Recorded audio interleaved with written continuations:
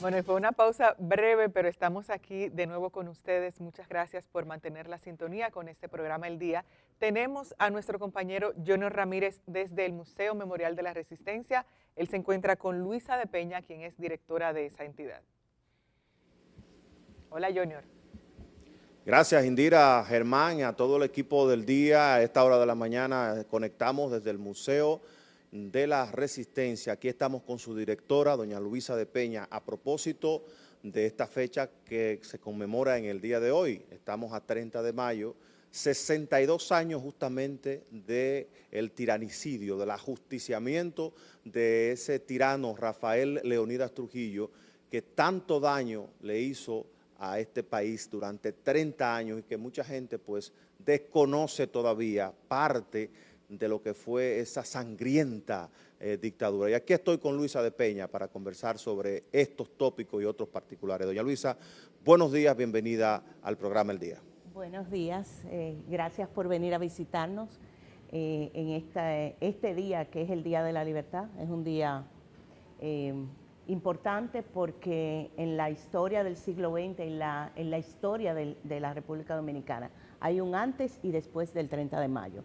Es la gesta del pasado siglo que cambió el rumbo de la historia, es la única que cambió el rumbo de la historia y definitivamente tenemos que celebrar pues a ese grupo de hombres que un martes, precisamente, hoy es el martes, 30 de mayo a eso de las 9:45 de la noche, pues decapitaron la dictadura más cruel que ha tenido el país y una de las más crueles de América Latina. Llegamos a la democracia, fue el despertar de toda una nación a partir de ese 30 de mayo de 1961, cuando en la autopista 30 de mayo, que hoy lleva su nombre, sí, una parte la George Washington, otra parte la 30 de mayo, ¿verdad? Un grupo de hombres valientes, valerosos, emprendieron este movimiento para ajusticiar a este tirano. ¿Cómo está el país en estos momentos en materia de democracia 62 años después? Bueno, han habido avances, todavía nosotros consideramos que todavía estamos en el proceso de transición a la democracia, no una democracia plena, ni un Estado de Derecho pleno, lamentablemente, porque hubo un momento en el que se decidió construir la democracia sobre la base de la impunidad, el voltear la cara a lo que había pasado, y eso nos arrastró una serie de males que sufrimos hoy en día. Y todavía hay muchas instituciones que están en proceso de destruyización. La destruyización no ha terminado, el autoritarismo en República Dominicana es fuerte. Esa cultura trujillista de intervenir en la vida privada de las personas todavía no ha terminado. Hay muchas cosas, pero definitivamente que se ha avanzado muchísimo. Una locura sería decir que en 62 años, a pesar de que tuvimos otra dictadura, los 12 años de Balaguer, sí, no se ha avanzado, se está avanzando en materia de justicia, que es una columna vertebral de un Estado de Derecho. Se ha avanzado mucho en las libertades, pero falta porque los derechos no son plenos para todo el mundo, y cuando los derechos no son para todo el mundo, son privilegios, no derechos. Doña Luisa, a nivel académico, a nivel de nuestra formación en las escuelas, ¿se está educando a nuestras nuevas generaciones con la historia que debe contarse sobre la época de Trujillo, que fue tan sangrienta y tan cruel? Sí, cada día más se avanza en eso, y hay que destacar que, bueno, ayer el museo cumplió 12 años, sí, de su apertura, y a partir de la apertura del museo hubo una revisión de los textos de historia dominicana, y para gran satisfacción, pues los mismos incluyen muchos de los episodios de la resistencia, la lucha por la democracia, los derechos humanos.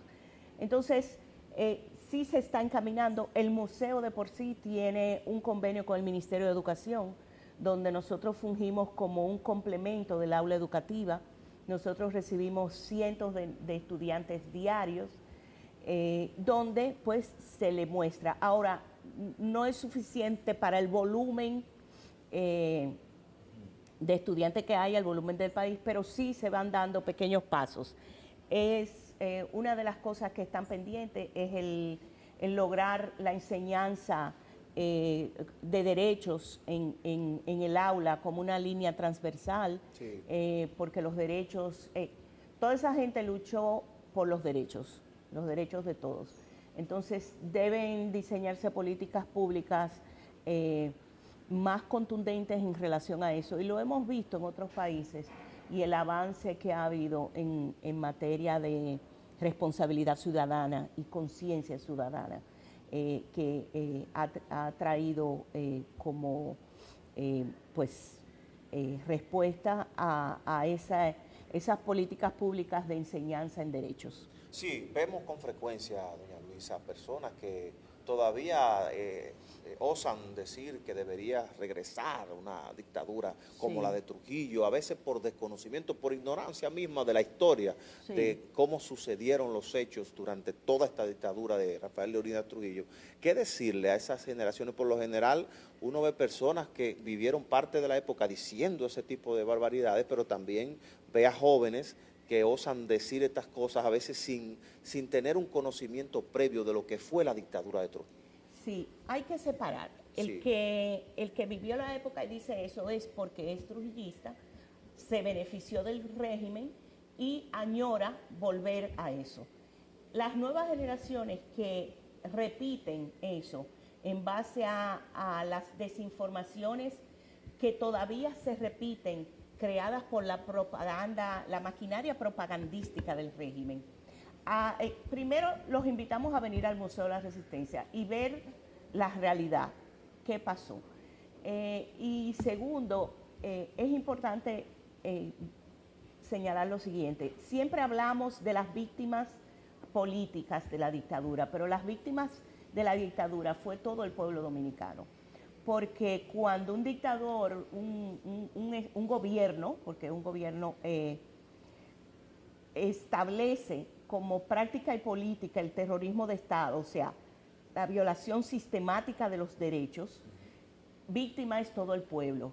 Cuando un dictador decide pues promulgar leyes para beneficio propio, como por ejemplo, las personas, los campesinos no podían entrar descalzos a los pueblos. La única fábrica de zapatos era propiedad de Trujillo. Había que pintar las casas, la única fábrica de pintura era propiedad de Trujillo. Y una serie de leyes.